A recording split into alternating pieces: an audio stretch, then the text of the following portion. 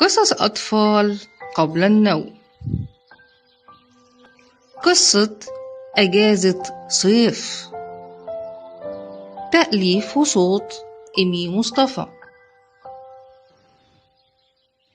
خلصت الدراسة وبدأت أجازة الصيف. رودي وجورجيا أختين في المرحلة الابتدائية. رودي أكبر من جورجيا بسنة. قررت كل واحدة فيهم تستمتع بالأجازة بكل دقيقة فيها، وإنهم ما يعملوش حاجة خالص غير اللعب والنوم وبس. رودي كانت غاوية ألعاب الكمبيوتر. رودي حملت ألعاب كتير علشان تخرج من لعبة تدخل التانية، وهكذا. شوية تلعب على الكمبيوتر وشوية تلعب على التاب، لعب وبس. جورجيا قالت: أنا كنت محرومة من النوم بسبب المذاكرة والامتحانات. أنا هنام طول اليوم. وطبعا جورجيا لما نامت طول اليوم فضلت سهرانة طول الليل. البنات مش عايزين يساعدوا ماما في أي حاجة، حتى الجنينة مش عايزين يسقوا الزرع، لعب وسهر وبس.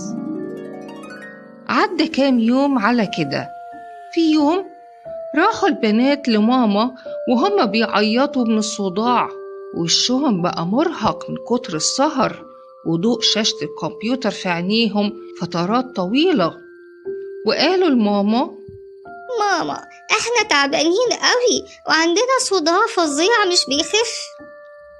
ماما ابتسمت وقالت لهم: تعالوا جنبي، هحكي لكم حدوتة هتضيع تعبكم وتخفف الصداع.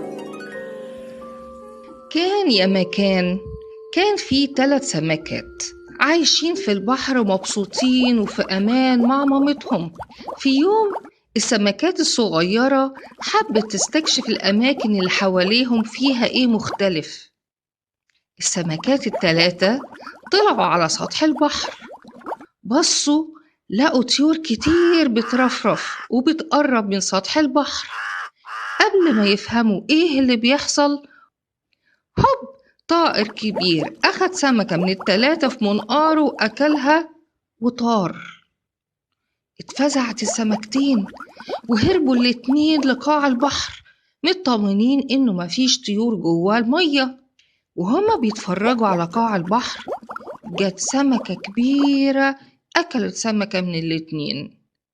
هربت السمكة اللي فضلت وجريت على مامتها مفزوعة وقالت لها: طلعنا على سطح البحر، الطيور أكلت أختي. نزلنا قاع البحر، السمكة الكبيرة أكلت أختي. إحنا نعيش فين مطمنين؟ السمكة ماما قالت لها: خير الأمور أوسطها، يعني لا فوق قوي ولا تحت في القاع، يعني في وسط البحر. ماما بصت للبنات وقالت لهم: فهمتوا يا بنات معنى الحدوتة؟ ردت رودي وقالت: أيوة يا ماما، إن خير الأمور أوسطها، يعني ألعب شوية وأعمل حاجات تانية مش لعب طول الوقت. كملت جورجيا وقالت: خير الأمور أوسطها، يعني أنام شوية صغيرين وما أسهرش كتير علشان ما تعبش. البنات فهمت الدرس، إنهم لازم ينظموا وقتهم، شوية جد وشوية لعب، مش حاجة واحدة بس. رودي وجورجيا نظموا وقتهم في الأجازة، شوية لعب وشوية قراءة قصص وشوية يهتموا بالجنينة، وكمان بقوا يساعدوا ماما في أعمال البيت. ولما البنات ساعدت ماما في أعمال البيت، ماما بقى عندها وقت تخرج مع البنات يتفسحوا ويشتروا حاجات بيحبوها. ماما جابت لهم ألعاب ميكان ومكعبات يركبوها ويعملوا منها أشكال تقوي ذكائهم، وكمان تحافظ على عينيهم من ضوء التاب والكمبيوتر.